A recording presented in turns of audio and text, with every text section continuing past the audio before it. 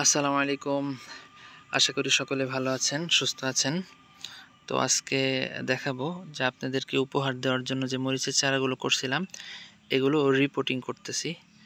তো অনেকেই জানতে চান যে রিপোর্টিংয়ের মাটি কিভাবে মিশাই বা কিভাবে রিপোর্টিং করা হয় টানা চারাগুলো।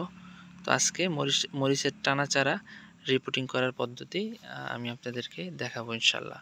আশা করি ভিডিওটি অবশ্যই শেষ পর্যন্ত দেখবেন এবং লাইক, কমেন্ট, শেয়ার করে পাশে থাকবেন। আর যদি সম্ভব হয় চ্যানেলটি সাবস্ক্রাইব করে দেবেন। তো শুরু করা যাক।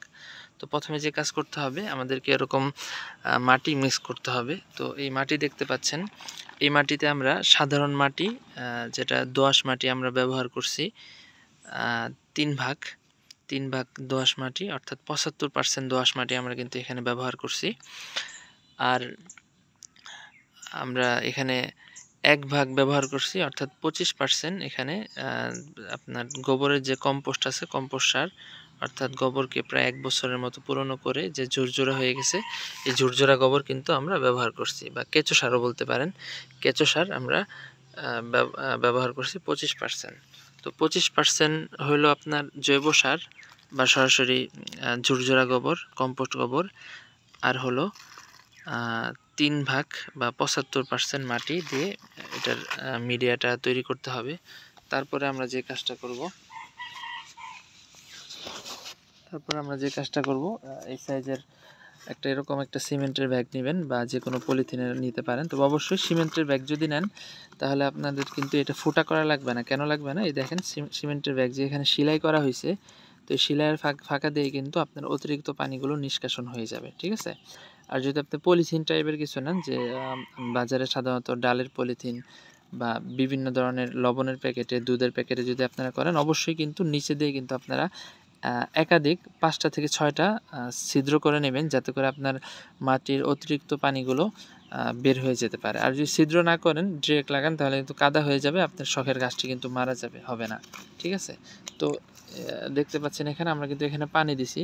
পানি দেওয়ার পরেও কিন্তু মাটিটা আপনার কাছে অনেকটা শুকনা শুকনা লাগবে। এটার কারণ হলো অতিরিক্ত পানি দেখেন এখনও কিন্তু বের হচ্ছে। এই দেখেন, এখনও কিন্তু ফোঁটায় ফোঁটায় পানি এই যে বের হচ্ছে, অতিরিক্ত পানি কিন্তু নিচে দিয়ে বের হয়ে যাচ্ছে, এই শিলার ফাঁকা অংশ দিয়ে বের হয়ে যাচ্ছে। তো এই বিষয়টা অবশ্যই লক্ষণীয়, লক্ষ্য রাখবেন। তো আমরা মাটি এভাবে ভরে নিব, ঠিক আছে?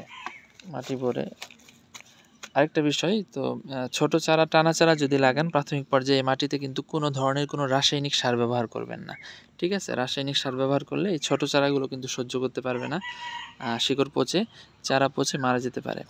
অবশ্যই এখানে জৈব সার ব্যবহার করবেন। আর সর্বোচ্চ আপনারা যদি চান, ফাঙ্গিসাইড ব্যবহার করতে পারেন, ম্যানকোজেব গ্রুপের বা কার্বনডাজিম গ্রুপের, রিডোমিল গোল্ড, ম্যানসার বা টাইকোডার্মা যে আছে, প্রাকৃতিক ছত্রাকনাশক, এটাও কিন্তু ব্যবহার করতে পারেন।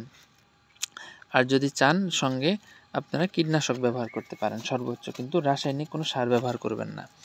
তো মাটি এভাবে একটু ঝাঁকায় নেবেন, সমান করে নেবেন। পরে যে আমরা একটা কাঠি বানাইছি, ঠিক আছে, চ্যাপ্টা ভাসেরি দিয়ে, যাতে করে মাটিটা খুব সহজেই ছিদ্র করা যায়। তো এরকম কাঠি নিলাম, নিয়ে মাটিটা একটু ছিদ্র করে নিলাম পরিমাণ মতো, ঠিক আছে? ছিদ্র করে এই ছিদ্রে এইভাবে গাছটা রেখে 2 পাশ থেকে এই যে মাটি দিয়ে দিলাম, ঠিক আছে? মাটি দিয়ে দিলাম, এই গাছটা কিন্তু খুব সুন্দর ট্রান্সফার হয়ে গেল। দেখছেন, এই গাছটা কিন্তু খুব সুন্দর ট্রান্সফার হয়ে গেল। এখন আমাকে যে কাজটা করতে হবে, গাছের গোড়ায় পানি দিতে হবে, একটু বেশি না।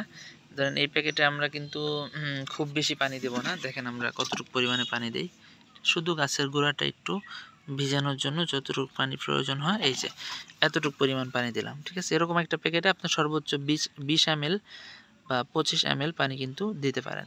তো দিয়ে আমরা এইভাবে গাছটাকে একটু ছায়াযুক্ত স্থানে প্রথম 2 থেকে 3 দিন একটু, মানে অতি রোদে রাখবো না, একটু ছায়াযুক্ত স্থানে রাখবো।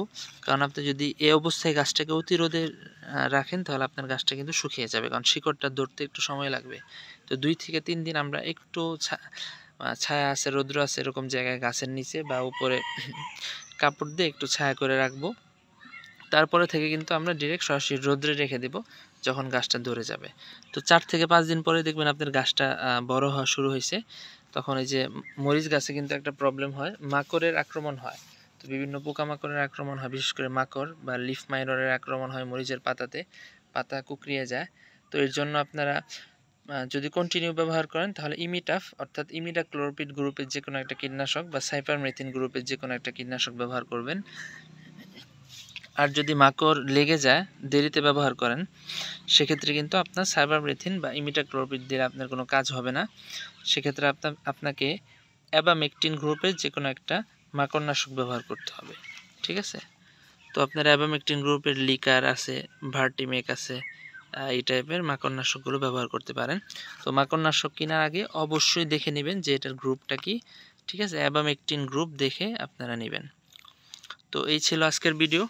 আশা করি সকলেই ভালো থাকবেন, সুস্থ থাকবেন। আল্লাহ তাআলা আপনাদেরকে ভালো রাখুক, সুস্থ রাখুক। আর আমার পাশে থাকবেন। ভিডিওটি অবশ্যই লাইক, কমেন্ট, শেয়ার করবেন। আর সম্ভব হলে চ্যানেলটি সাবস্ক্রাইব করে দেবেন। তো ভালো থাকুন। আসসালামু আলাইকুম।